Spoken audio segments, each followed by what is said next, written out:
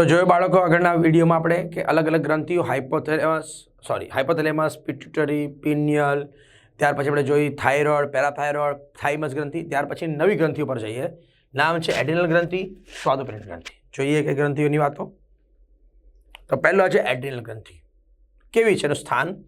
તો પ્રત્યેક મૂત્રપિંડમાં અગ્રભાગે, તમે આકૃતિ જોઈ શકો છો, આ મૂત્રપિંડની રચના છે એના અગ્રભાગે જોવા મળે. હા, એક નામ અહીંયા જોજો, આ મેદ લખેલો છે, થોડો કલર દઈ આવો તમારા માટે. તો મેદ છે, ભૂલ નહીં પડે તમારી. આ મૂત્રપિંડ છે, એની ટોચ પર ગોઠવાયેલી છે એડ્રિનલ ગ્રંથિને તમને દેખાઈ રહી છે પીળા રંગની. હા, એનો જો હું છેદ લઈ લઉં તો આવી દેખાય છે. તો આ જે ભાગ છે એનો બાહ્યકનો ભાગ છે, એને કહી શકાય છે એડ્રિનલ કોર્ટેક્સ. અને એડ્રિનલ મજ્જક છે એને કહેવાય છે મેડ્યુલા. એક વસ્તુ યાદ રાખવાની કે જ્યાં જ્યાં પણ બાયોલોજીમાં કોઈ અંગની અંદરનો બહારનો ભાગ કીધો હોય તો કોર્ટેક્સ ને મેડ્યુલા જ કહેવાય, બાહ્યકને મજ્જક જ કહેવાય છે. એટલે કોઈ નવી વાત નથી એરિયા, પણ એડ્રિનલ ગ્રંથિમાં છે એટલા માટે યાદ રાખી શકાય છે.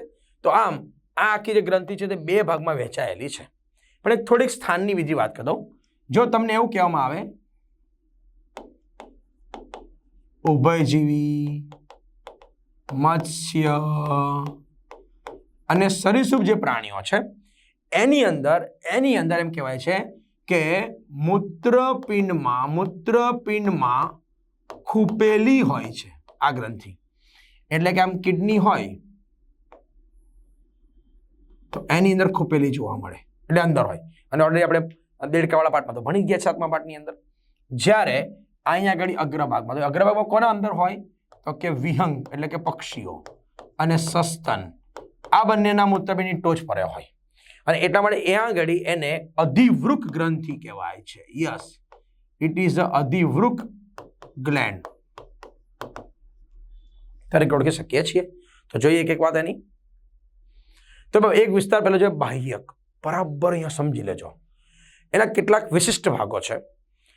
તો બાહ્યકની ખાસિયત દેખાય છે તમને આકૃતિમાં. બહારનો વિસ્તાર છે એટલે બાહ્યક કહેવાય. એ બાહ્ય વિસ્તાર અને પીળો રંગનો કહી શકાય છે. તો આપણે પીળા રંગની દેખાય છે કારણ કે બહારનો ભાગ પીળો છે. એ મધ્ય ગર્ભસ્તરમાંથી બને છે. યાદ રાખજો, બહારનો ભાગ મધ્યમાંથી બને. અને એમ કહેવાય 80 થી 90% વિસ્તાર એનો અંતઃસ્ત્રાવી ભાગ કરનારો છે કાર્યમાં. એ એસીટીએચ દ્વારા નિયમન પામનારી ગ્રંથિ કહેવાય. એવું કેમ? તો આપણે હમણાં જોયું આગલા વિડીયોમાં તમે કે પિટ્યુટરી ગ્રંથિમાંથી ઉત્પન્ન થાય છે એસીટીએચ, એડ્રિનોકોર્ટિકોટ્રોપિક હોર્મોન. તો એડ્રિનોકોર્ટિકોટ્રોપિક હોર્મોન જે હોય છે એ આના પર આવીને અસર કરે છે અને એમાંથી આપણે ભણીને આવ્યા છીએ ગ્લુકોકોર્ટિકોઇડનું નિર્માણ પ્રેરે છે. એનું કારણ આ છે. આ એક પ્રકારના સ્ટીરોઇડ પ્રકારના અંતઃસ્ત્રાવો છે ઉત્પન્ન કરે. એટલે સામાન્ય રીતે કોર્ટિકોઇડ પ્રકારના અંતઃસ્ત્રાવ કોમન નામથી કહેવાય. અને આ જે ગ્રંથિ છે એ શરીર માટે ખૂબ જ મહત્વની છે. એટલે એવું કહેવાય છે કે જીવન માટેની અતિ આવશ્યક ગ્રંથિ છે. જરા પણ ઈજા થાય તો વ્યક્તિનું તરત મૃત્યુ થઈ જતું હોય છે. જો એનો છેદ લઉં તેને મારે 3 વિસ્તારમાં વહેંચી શકાય. એક ઝોના ગ્લોમેરુલોસા, ઝોના ફેસિક્યુલેટા, ઝોના રેટિક્યુલરિસ. હા, એટલે શું? આ ગ્લોમેરુલોસા જે છે એ એનો બહારનો વિસ્તાર છે, આ એનો મધ્યનો વિસ્તાર છે અને આ એનો અંદરનો વિસ્તાર છે. હવે એને યાદ રાખીને એક રીત શીખવાડી દો તમને. તો આનો કહેવાય જી, આનો કહેવાય એફ, આને કહેવાય આર. ક્યારે ભૂલ નહીં પડે. હવે જીએફઆર આપણે ભણીને આવ્યા છીએ પાઠ નંબર 19માં કે આપણા કિડનીની અંદર બાઉમેનની કોથીમાં જે ગાળણ થાય છે એનો જે ગાળણ દર છે એને કહેવાય છે ગ્લોમેરુલર ફિલ્ટ્રેશન રેટ, એટલે જીએફઆર. એમ બહારથી અંદર જઈએ એટલે પહેલા જી વાળું આવે, પછી એફ વાળું, પછી આર વાળું આવે. ક્લિયર? તો એમાંથી શું ઉત્પન્ન થાય છે અંતઃસ્ત્રાવો? તો એક છે મિનરલોકોર્ટિકોઇડ, એટલે આને ઉદાહરણ છે આલ્ડોસ્ટેરોન. One is આલ્ડોસ્ટેરોન. ગ્લુકોકોર્ટિકોઇડ એટલે કોર્ટિસોલ. અને જાતીય અંતઃસ્ત્રાવ સેક્સ કોર્ટિકોઇડ તરીકે ઓળખી શકાય છે. આમ આપણા શરીરની અંદર આ બધા અંતઃસ્ત્રાવ ભેગા મળીને શું કામ કરે છે? એક તો ખાંડનું, સુગરનું પ્રમાણ એટલે કે ગ્લુકોઝનું પ્રમાણ, સોલ્ટ એટલે કે ક્ષારનું પ્રમાણ, સ્ટ્રેસ ચિંતાનું પ્રમાણ અને સેક્સ જાતીયતાની અસર પર કરે છે. આમ 4 એસની સાથે સંકળાયેલો ભાગ છે 4S. આ એટલા માટે પહેલા સમજાવ્યું તમને કે તમે આને યાદ રાખશો ને તો અડધી વાત તમારી તરત યાદ રહી જશે. આ તમારા માટે યાદ રાખવાની સિમ્પલ વાત છે. આખી ગ્રંથિ માટે આટલું તો મોસ્ટ ટાઈમ. હવે એના કાર્ય જરા જોઈએ આપણે. તો આપણી પાસે બાહ્યકના 3 વિસ્તારો છે. કયા કયા? તો ઝોના ગ્લોમેરુલોસા બહારનો વિસ્તાર, ઝોના ફેસિક્યુલેટા મધ્ય વિસ્તાર, ઝોના રેટિક્યુલરિસ અંદરનો વિસ્તાર. શું યાદ રાખાયું તમને મેં? GFR. હવે તમને આવડી ગયું. તો એમાંથી દરેક ભાગમાંથી અલગ અલગ અંતઃસ્ત્રાવ ઉત્પન્ન થાય. જેમ કે ગ્લુકોકોર્ટિકોઇડ જે છે એમાંથી ઉત્પન્ન થનારો અંતઃસ્ત્રાવ છે મિનરલોકોર્ટિકોઇડ. બીજું એક અંતઃસ્ત્રાવ આપણે વાત કરી દીધી. તો અહીંયા આગળ આપણે GFR બાળકો, તેમાંથી અંતઃસ્ત્રાવ અલગ અલગ ઉત્પન્ન થાય છે. જરા જોતા જઈએ. એક છે પહેલો અંતઃસ્ત્રાવ ગ્લુકોકોર્ટિકોઇડ, એક છે મિનરલોકોર્ટિકોઇડ, એક છે સેક્સ કોર્ટિકોઇડ. જોઈએ દરેકના કાર્યો અલગ અલગ વાતો. તો પહેલી આની બધી વાતો જોઈ લઈએ આપણે. તો પહેલું છે એને મુખ્યત્વે કોર્ટિસોલ તરીકે ઓળખવામાં આવે. એના દ્વારા ગ્લુકોનિયોજિનેસિસ અને લિપોલાઇસિસ અને પ્રોટિયોલાઇસિસની પ્રક્રિયા ચાલે. એટલે શું? તો કે આપણા શરીરની અંદર જે વધારાના ઘટકો છે, જેમ કે પ્રોટીન છે, જેમ કે વધારાના આપણી પાસે એમિનો એસિડ છે, વધારાના લિપિડના ઘટકો છે, એ બધાને તોડી અને એમાંથી ગ્લુકોઝનું પ્રમાણ વધારવાનું એટલે ગ્લુકોનિયોજિનેસિસની પ્રક્રિયા કહેવાય. સાથે સાથે લિપોલાઇસિસ એટલે લિપિડને તોડવાની પ્રક્રિયા થાય. પ્રોટિયોલાઇસિસ એટલે પ્રોટીનને તોડવાની પ્રક્રિયા થાય. તો આ ક્યારે તોડવું, કોષની અંદર એ ક્યારે ચયાપચયમાં ભાગ લેવો, એમાં કામ કરે ગ્લુકોકોર્ટિકોઇડ. ઓકે, એને ગ્લુકોઝનું પ્રમાણ વધારનારો અંતઃસ્ત્રાવ પણ કહેવાય. એટલે આ પણ ગ્લુકોઝનું પ્રમાણ વધારે. પેલો થાઇરોક્સિન પણ વધારે, આ પણ વધારે છે. સાથે સાથે આરબીસીનું નિર્માણમાં મદદ કરે છે. આરબીસી બનાવતો નથી, આરબીસી બનાવવાની પ્રક્રિયામાં મદદ કરવાનું કામ કરી શકે છે. પણ સાથે સાથે ડબ્લ્યુબીસીનું નિર્માણ અટકાવી દે છે. યસ, એટલે શું? શ્વેત કણોના નિર્માણની પ્રક્રિયાને અટકાવે, એટલે ઉલટું યાદ રાખવાનું. એટલે એને કારણે સાથે સાથે શરીરમાં શું કરે છે? સોજો જે આવતો એને દૂર કરે, એટલે કે એન્ટી ઇન્ફ્લામેટરી પ્રતિદાહકતાની અસર પ્રેરે છે. એટલે આપણા શરીરની અંદર પ્રતિકારક તંત્ર જે છે એ પ્રતિકારક તંત્રનો વિરોધ કરે છે, એમ કહી શકાય એક પ્રકારે ભાગ, કે જેને કારણે શરીરના બીજા ભાગો બરાબર રીતે કામ કરે. જો વિરોધ નહીં થાય ને તો શરીરનું પ્રતિકારક તંત્ર બધા પર હુમલો કરી નાખે. કારણ કે તમે સતત ખાવાનું ખાઓ છો, તમારા શરીરમાં સતત એવી વસ્તુ જાય છે કે જે શરીરની નથી. યસ, હા, પ્રતિકારક તંત્ર ક્યારે કામ કરે સમજવાને. આ વાક્યનો મતલબ જ્યારે એવું કહેવાય કે પ્રતિકારક તંત્ર ત્યારે કામ કરતું હોય છે કે જ્યારે શરીરમાં કોઈ એવી વસ્તુ હોય જે શરીરને અનુકૂળ નથી, બહારથી આવી અંદર નકામી જ હોય એના માટે, એટલે તરત વિરોધ કરી નાખે. પણ બધી વસ્તુ તો એવી છે જ નહીં, તો એ ન કરી શકે એના પર કંટ્રોલ કરાવડાવી દે છે. એના માટેનો ગુણ એની પાસે છે. મિનરલોકોર્ટિકોઇડ જે છે એ મુખ્ય આલ્ડોસ્ટેરોન છે. એ મૂત્રપિંડ નલિકા પર અસર કરે છે અને સોડિયમ અને પાણીના પુનઃશોષણને અને પોટેશિયમના ત્યાગને પ્રેરે છે. એટલે શું? બરાબર છો. તો આલ્ડોસ્ટેરોન જે અંતઃસ્રાવ છે એટલે કે મિનરલોકોર્ટિકોઇડ છે એ શું કામ કરે છે?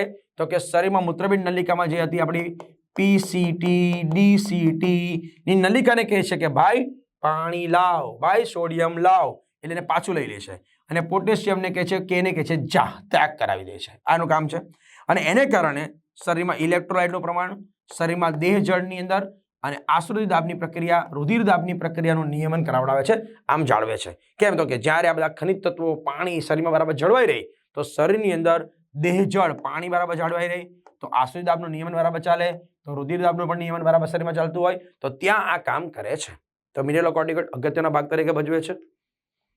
સેક્સ કોર્ટિકોઇડ સામાન્ય રીતે એને કહેવાય એન્ડ્રોજેનિક સ્ટીરોઇડ અંતઃસ્ત્રાવો કહેવાય છે. અને એ આપણા શરીરમાં યૌવન આરંભે પુરુષમાં, નર અને માદામાં ઉત્પન્ન થાય અને ગૌણ જાતીય લક્ષણો આપે છે. યસ, ગૌણ જાતીય લક્ષણો.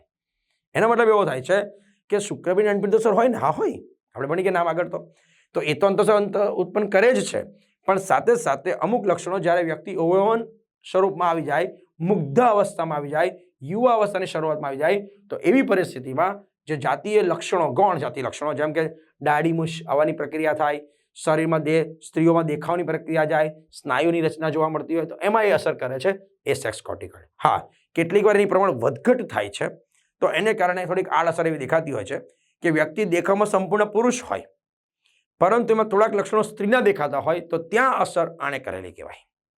અથવા વાયસા વર્ષા, ઉલટું કહીએ આપણે કે વ્યક્તિ દેખાવમાં સ્ત્રી હોય પણ અવાજ ઘેરો છે, પુરુષ જેવો દેખાય, સ્વભાવ દેખાઈ રહ્યો છે, અવાજ એવો સંભળાતો હોય છે, તો એમાં ખામી આને કરે છે, આપણે કહી શકીએ છીએ.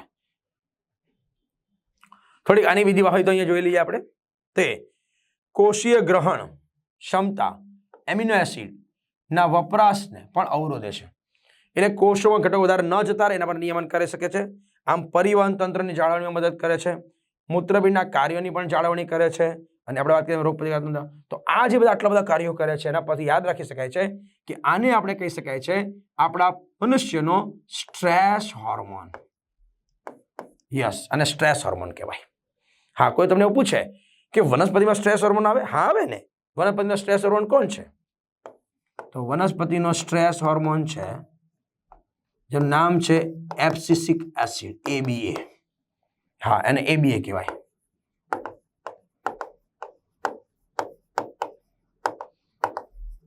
તો જો આણે શું કામ કર્યું? આણે સ્ટ્રેસ પર કામ કર્યું. બીજું, આણે આપણા શરીરમાં સુગર પર કામ કર્યું. આણે શું કામ કર્યું? તો કે આલ્ડોસ્ટેરોન મેઇન કામ છે, નામ જ મિનરલ્સ પર કામ કર્યું. એટલે કે આણે સોલ્ટ પર કામ કર્યું કહેવાય. એટલે કે આપણા શરીરમાં ચોક્કસ પ્રમાણમાં ક્ષાર જાળવી રાખ્યા.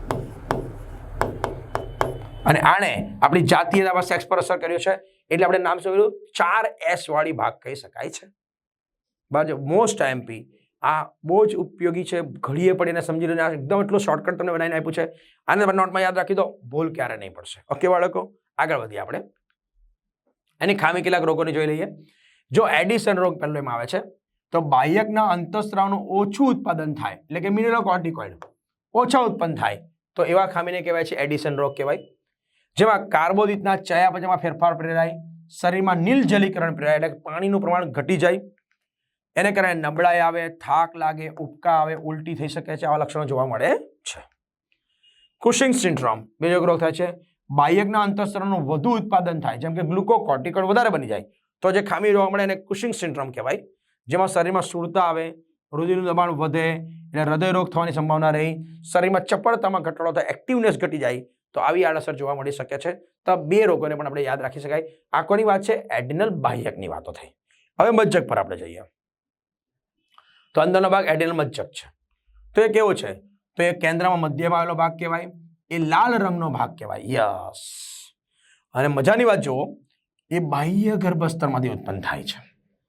હા, એટલે એવું થયું, એડિનલ બાહ્યક બહારનો ભાગ એ બને મધ્યમાંથી, મધ્ય ગર્ભસ્તરમાંથી. આ બને અંદરનો ભાગ બને છે બહારમાંથી. ઉલટી વાતો છે. આ લગભગ 10 થી 20% જથ્થાના ભાગમાં કાર્ય કરી રહ્યો છે અંતઃસ્ત્રાવી તંત્ર તરીકે. અને એના પર ACTH નું નિયમન થતું નથી. એનો મતલબ એવો થયો કે એડિનલ મજ્જક એવું છે કે જેના પર પિટ્યુટરી ગ્રંથિની અસર નથી. હા, આ યાદ રાખી દેવાનું. એમાંથી ઉત્પન્ન અંતઃસ્રાવ કેવા કહેવાય? તો એને બાયોજેનિક એમાઇન પ્રકારના કહેવાય, એને કેટેકોલેમાઇન પ્રકારના કહેવાય, એને એમિનો એસિડના વ્યુત્પન્ન કહેવાય. જેમ કે ખાસ કરીને એવું કહી શકાય છે કે આપણા શરીરમાં જે ટ્રિપ્ટોફેન નામનો એમિનો એસિડ છે, તો એમાંથી રૂપાંતરણ થયેલા કહી શકાય છે. એનું નામ શું છે? તો એકને કહેવાય છે એડ્રીનાલિન અને નોર એડ્રીનાલિન. હા, એટલે એવું કહી શકાય એડ્રીનાલિનનો મતલબ એવો થાય છે એપિનેફ્રીન કહેવાય, અને નોર એડ્રીનાલિન એટલે નોર એપિનેફ્રીન કહેવાય.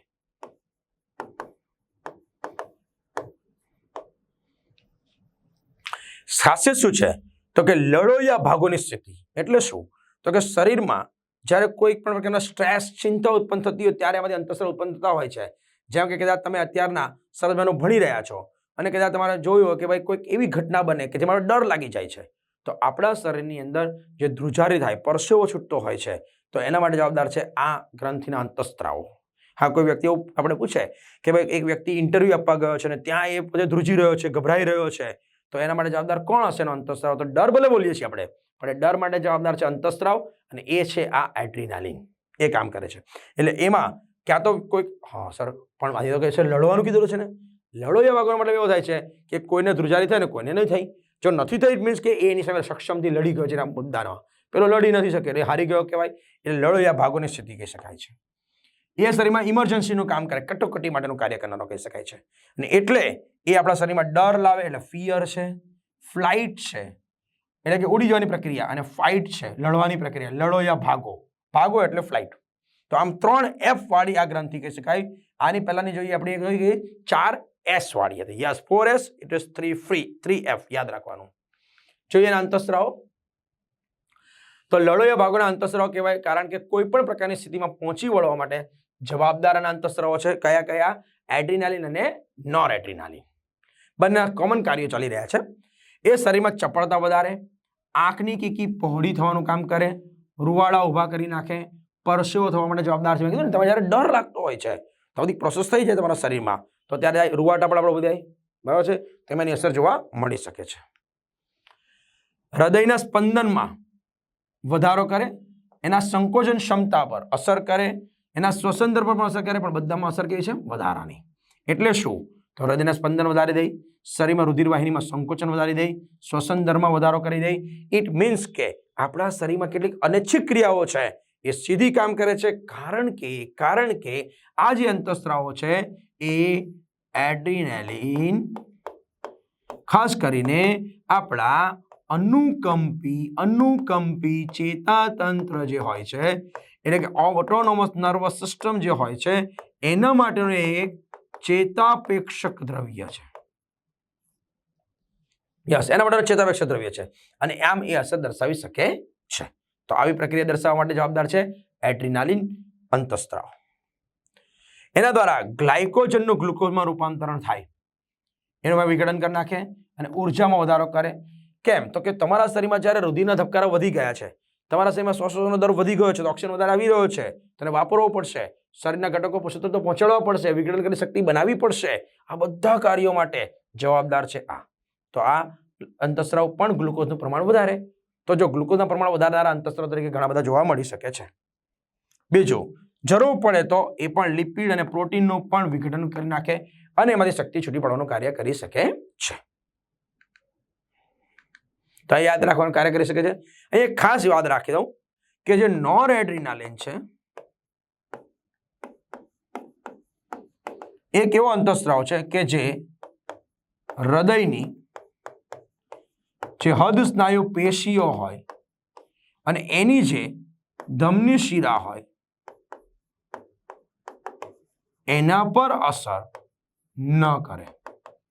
આ એક ખાસ છે. બાકી બધી અસર કરવા જાય છે, પણ ત્યાં ખાલી પર્ટિક્યુલરલી નોર એડ્રીનાલિન નથી અસર કરતો. તો અહીંયા યાદ રાખી શકાય છે. ત્યાર પછીની ગ્રંથિ છે સ્વાદુપિંડ. આપણે હવે જોઈ શકીએ છીએ કે અહીંયા આગળ સરસ મજાની રચના દેખાય છે. સ્વાદુપિંડ એકદમ લાંબી ગ્રંથિ. હા, એટલે તમને એવું પૂછાય કે શરીરમાં આવેલી લાંબી અંતઃસ્ત્રાવી ગ્રંથિ કઈ? તો આઈડિયા આવશે. ક્યાં દેખાય છે? તો આપણે કહી શકીએ છીએ આ યુ આકારનો આખો પાસ બની ગયો, ધીસ વન. તો એમ કહી શકાય છે જઠર અને પકવાસી વચ્ચેના ભાગમાં જોવા મળી શકે એનું સ્થાન. એ અંતઃસ્ત્રાવી અને બહિસ્ત્રાવી ગ્રંથિ એટલે સંયુક્ત ગ્રંથિ છે, બહુડા કાર્ય કરનારી ગ્રંથિ કહી શકાય છે. કેમ સર? તમે આગલા પાઠમાં ભણીને આવ્યા કે બહિસ્ત્રાવી ગ્રંથિ એટલે શું કરશે? સ્વાદુરસ બનાવશે અને બહાર ફેંકશે.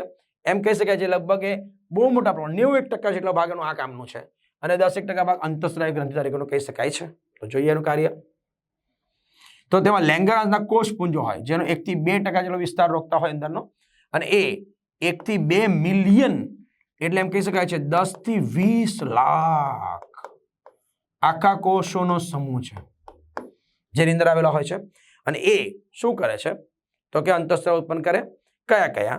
તો એમાં આવેલા આલ્ફા કોષ જે છે એ ગ્લુકાગોન અંતઃસ્ત્રાવ ઉત્પન્ન કરે, બીટા કોષ છે એ ઇન્સ્યુલિન ઉત્પન્ન કરે, ડેલ્ટા કોષ છે એ સોમેટોસ્ટેટિન ઉત્પન્ન કરે છે. આ મૂળભૂત રીતે 3 કોષો અલગ અલગ પ્રકારના છે જે અલગ અલગ અંતઃસ્ત્રાવો કાર્ય કરતા હોય છે અને અલગ અલગ અંતઃસ્ત્રાવ ઉત્પન્ન કરવાનું કાર્ય કરાવડાવે છે. એમાં જે આલ્ફા કોષ હોય છે એ થોડાક ઓછા કામ કરનાર, ઓછા પ્રમાણમાં કામ કરી રહ્યા છે, પણ બીટા કોષ સૌથી વધારે કામ કરી રહ્યા છે. બરાબર છે? તો એની વાતો જરા જોતા જઈએ કે અંતઃસ્ત્રાવની. તો પહેલું ગ્લુકાગોન આવી ગયું. એની ખાસિયત શું છે? તો પેપ્ટાઇડ પ્રકારનો અંતઃસ્ત્રાવ કહી શકાય, એટલે પ્રોટીનનો. પણ કેવી રીતના? તો પર્ટિક્યુલર 29 એમિનો એસિડના બનેલા હોય છે. It is compulsory. 29 amino acid જ્યારે જોડાય ત્યારે બનતા હોય છે. શું કામ કરે છે? તો કે ગ્લુકોઝનું રુધિરમાં પ્રમાણ વધારવાનું કામ કરે. હા, પણ કોઈ પૂછે એ ઉત્પન્ન ક્યારે થાય? તો કે સામાન્ય જ્યારે રુધિરમાં ગ્લુકોઝ ઘટે ત્યારે ઉત્પન્ન થાય. એવું યાદ રાખવાનું. એ યકૃતના કોષોને કહે છે ચાલ ભાઈ ગ્લાયકોજિનોલાઇસિસની પ્રક્રિયા કર. એટલે ગ્લાયકોજિનોલાઇસિસ એટલે ગ્લાયકોજનના ઘટકને તોડે અને એને કારણે રુધિરમાં ગ્લુકોઝ વધારો આવી દે છે. બીજું, ગ્લુકાગોન એ કોષીય સ્તરે ગ્લુકોઝના ગ્રહણ અને વપરાશમાં ઘટાડો કરી રુધિરમાં વધારો કરાવડાવે છે. એટલે શું? એ બીજા કોષોને એવું કહે છે કે તમે ગ્લુકોઝ નહીં શોષો, કોષમાં ગ્લુકોઝને નહીં જવા દેશે અને પોતે ગ્લુકોઝને બહાર કોષની બહાર રહેવા દેશે, કારણ કે લોહીમાં પડી રહેશે. તો લોહીમાં એનું પ્રમાણ વધારે છે. આથી તે હાઇપરગ્લાયસેમિક એટલે કે રુધિરમાં ગ્લુકોઝ વધારનારો અંતઃસ્ત્રાવ કહી શકાય છે. પર એટલે વધારનારું હાઇપરગ્લાયસેમિક હોર્મોન્સ કહેવાય છે, કારણ કે તેના દ્વારા ગ્લુકોઝનું પ્રમાણ વધે છે. તો એક મજાની વાત અહીંયા યાદ રાખી દઉં, કોણ લોગ હે, કોણ છે એવા કે જે ગ્લુકોઝનું પ્રમાણ વધારે છે. તો ખરેખર એમ કહેવાય ગ્રોથ હોર્મોન પણ આ કામ કરે. સાથે સાથે આપણે ભણી ગયા થાઇરોક્સિન પણ કામ કરે. સાથે સાથે આપણે ભણી ગયા તો કે એડ્રીનાલિન પણ કામ કરે.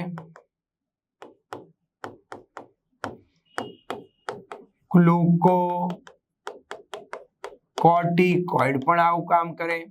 અને સાથે સાથે એમ કહી શકાય છે તો કે હમણાં વાત કર્યું આપણો ગ્લુકાગોન. તો આટલા લોકો એવા છે જે ગ્લુકોઝનું પ્રમાણ વધારે છે. યાદ રાખજો. જ્યારે બીજો એક અંતઃસ્ત્રાવ છે ઇન્સ્યુલિન. એ અંતઃસ્ત્રાવ કેવો છે? પણ પેપ્ટાઇડ અંતઃસ્ત્રાવ જ છે, પણ એમાં શું હોય છે તો કે તેની અંદર એ અને બી બે શૃંખલા હોય છે. જે એ શૃંખલા હોય છે એમાં 21 એમિનો એસિડ હોય અને બી ની અંદર 30 એમિનો એસિડ હોય. આમ બંને ભેગા મળી અને 51 એમિનો એસિડ દ્વારા બને. હા, પણ એવું યાદ રાખવાનું કે એમાં જે એક એ શૃંખલા હોય, બી શૃંખલા, એ જે જોડાતા હોય છે એ ત્રણ ડાયસલ્ફાઇડ બંધ દ્વારા જોડાયેલા છે. હા, ઘણી બધી ચોપડીમાં લોકો એને બે કહે છે, પણ યાદ રાખજો 3 ડાયસલ્ફાઇડ બંધથી જોડાયેલી આખી રચનાઓ છે. કોણ તો કે એની એ શૃંખલા અને બીજી બી શૃંખલા. હા, તો આની રચના થઈ ગઈ. એ શું કામ કરે? તો જ્યારે લોહીમાં ગ્લુકોઝનું પ્રમાણ ઘટે ત્યારે ઉત્પન્ન થઈને કામ કરશે. એ ગ્લુકોઝ જે છે પ્રમાણ વધી જશે ત્યારે એ કામ કરશે તો ગ્લુકોઝને ગ્લાયકોજનમાં ફેરવશે, એટલે ગ્લાયકોજિનેસિસની પ્રક્રિયા પ્રેરશે. સાથે સાથે ગ્લુકોઝનું રુધિરમાં પ્રમાણ ઘટાડે. સાથે સાથે યકૃતના કોષોને, મેદપૂર્ણ કોષોને કહે છે કે તમે ગ્લુકોજિનોલાઇસિસની પ્રક્રિયાને ઉત્તેજો, જેથી રુધિરમાં ગ્લુકોઝ ઘટે એવા પ્રયાસો શરૂ થશે. જો અહીંયા ઘડી તો યકૃત હોય, યકૃતના કોષો હોય, મેદપૂર્ણ કોષો હોય, તો એમાં ગ્લુકોજિનોલાઇસિસની પ્રક્રિયાને પ્રેરશે, જેને કારણે રુધિરમાં ગ્લુકોઝનું પ્રમાણ ઘટે એવા પ્રયાસો એના થતા હોય છે. કોના? ઇન્સ્યુલિનના. અને એટલે કહેવાય છે કે એ શું કરશે? ગ્લુકોઝના કોષીય ગ્રહણ વપરાશમાં વધારો કરશે. યસ, આનાથી ઉલટા હોતા હૈ, યાદ રખને કા. અહીંયા આગળ શું કરે છે? એના ઊંધું યાદ રાખવાનું બંનેનું, કે જેનાથી શું થાય છે કે કોષમાં ગ્લુકોઝ વધારે જતો રહેવો જોઈએ એવા પ્રયાસો થતા હોય છે, જેથી લોહીમાં ઘટી જશે. પેલો શું કરતો હતો કે વધે એવા પ્રયત્ન, એટલે આખું પાનું એક સાથે રાખ્યું છે, તમને યાદ રહે સરળતાથી સરખામણીમાં. બીજું, એ રુધિરમાં ઘટાડો પ્રેરશે અને આથી તેને હાઇપોગ્લાયસેમિયા તરીકે ઓળખવામાં આવે. બરાબર છે? આ મુખ્ય બાબત કહી શકાય છે. તો આ બાબત માટે જરા સમજો, આપણા શરીરમાં એકમાત્ર એવો અંતઃસ્ત્રાવ છે ઇન્સ્યુલિન, એકમાત્ર અંતઃસ્ત્રાવ એવો છે કે જે ગ્લુકોઝનું પ્રમાણ ઘટાડે. હા, આ પ્રમાણ ઘટાડે એવો વળી કોણ છે? એનું નામ છે ઇન્સ્યુલિન. Yes, this one. આટલા બધા લોકો પ્રેરે અને આ ઘટાડે. ને એટલે એવું થાય છે કે શરીરમાં ગ્લુકાગોનનું પ્રમાણ ઘટી જાય તો કોઈ રોગ થતો નથી, પણ ઇન્સ્યુલિન ઘટી જાય છે તો રોગ થઈ શકે છે. જોયું? આ અસર આવી છે. એનું કારણ આ જ છે કે આમાં કોઈને કોઈ તો વધારી દેશે ગ્લુકોઝ, એટલે વાંધો નથી આવતો બહુ, પણ આ જો ગયો તો 100% ગ્લુકોઝ આપણા શરીરમાં વધવાનો છે, કારણ કે ઘટાડનારો એક જ છે. બરાબર છે? ખાસ યાદ રાખજો. બીજું, આ જે અંતઃસ્ત્રાવ છે ને, એ આપણે આગળ વાત કરી દઈશું. તો એના પર એક સ્પેશિયલ GIP એટલે કે ગેસ્ટ્રિન ઇન્હિબિટિંગ પેપ્ટાઇડ નામનો જે અંતઃસ્ત્રાવ છે એ એની પ્રક્રિયાને ઉત્તેજે છે. આપણે એક અંતઃસ્ત્રાવ છે જે એને ઉત્તેજવાનું કામ કરે, કે એ એને કહેશે કે ભાઈ તું ઇન્સ્યુલિન ઉત્પન્ન થા. તો આમ એક નિયમન કરનારો છે. તો એની કેટલીક ખામીની વાત કરી લઈએ આપણે. આમ ગ્લુકાગોન અને ઇન્સ્યુલિન બંને દ્વારા રુધિરમાં ગ્લુકોઝનું સ્તંભ સ્થિતિ જાળવવામાં ઉપયોગી થાય છે, પણ એની ખામી જોઈએ. હાઇપરગ્લાયસેમિયા, રુધિરમાં વધુ પડતો ગ્લુકોઝ થાય છે, જેને ડાયાબિટીસ મેલિટસ કહેવાય છે. મેલિટસ કેમ આવું થયું? કારણ કે ઇન્સ્યુલિનનું પ્રમાણ ઘટી ગયું છે એટલા માટે. એટલે ઇન્સ્યુલિન ઘટે છે ત્યારે આ રોગ થઈ શકે છે. આપણે વાત કરીએ હમણાં ડાયાબિટીસની. એમાં શું થાય છે? તો જેના મૂત્ર દ્વારા ગ્લુકોઝનો વ્યય થાય, સાથે સાથે કીટોન ઘટકો સાથે સંકળાયેલા કીટોનો બોડી પણ બનતા હોય છે, અને જે ખૂબ જ નુકસાનકારક શરીરના માટે હોય છે. Diabetes mellitus, it is harmful for that time. આવા દર્દીને યોગ્ય સારવાર માટે બહારથી ઇન્સ્યુલિનના ઇન્જેક્શન આપવામાં આવે, ઇન્સ્યુલિન થેરાપી આપવામાં આવતી હોય છે. આ ઉપરાંત વ્યક્તિને યોગ્ય વ્યાયામ, કસરત, ખાવા પીવાની ટેવમાં કાળજી રાખવામાં આવે છે, જેને કારણે શરીરમાં ગ્લુકોઝ જળવાઈ રહેતું હોય છે. બરાબર છે, જેને કારણે ઇન્સ્યુલિન પૂરતા પ્રમાણમાં કામ કરે છે. હા, ખરેખર એવું કહેવાય છે કે આવા જે ડાયાબિટીસ હોય છે ને, આવા ડાયાબિટીસના બે ભાગલા પડી શકે છે. એક આપણે કહી શકીએ છીએ તો એને હું કહું છું ટાઈપ 1 અને બીજાને કહું છું ટાઈપ 2. સર એટલે શું? આ ટાઈપ 1 ઇન્સ્યુલિન એટલે મતલબ એવો થાય છે કે એના શરીરમાં ઇન્સ્યુલિન ન બને અને આમાં ઇન્સ્યુલિન બને ખરું પણ ઇન્સ્યુલિન કાર્ય ન કરે. કેમ સર કાર્ય નહીં કરે? તો ઇન્સ્યુલિન જે કોષમાં એને કામ કરવાનું છે ત્યાં કરી શકતો નથી અને એટલા માટે એના શરીરમાં ઇન્સ્યુલિન શું હોય છે? કામ નથી કરતો, એટલે પણ ડાયાબિટીસ તો હોય છે. આવી બે અસરો એમાં જોવા મળી શકે છે. હા, આ માટે વ્યક્તિને ખાસ કરીને એ જે વ્યક્તિ હોય એને વધારે મૂત્ર ત્યાગ, વધારે ભૂખ લાગવાની પ્રક્રિયા થતી હોય, વધારે પરસેવો થતો હોય છે, બરાબર છે, આ મુખ્ય બાબત જોવા મળી શકે છે. તો આગળ આપણે એક આખું સંપૂર્ણ કાર્ય પૂરું કર્યું. કઈ ગ્રંથિઓની વાતો કરી? એડ્રિનલ અને સ્વાદુપિંડ ગ્રંથિ. ત્યાર પછીની ગ્રંથિ બાકી છે તેના પછીના વિડીયોમાં આપણે જોઈએ. ઓકે.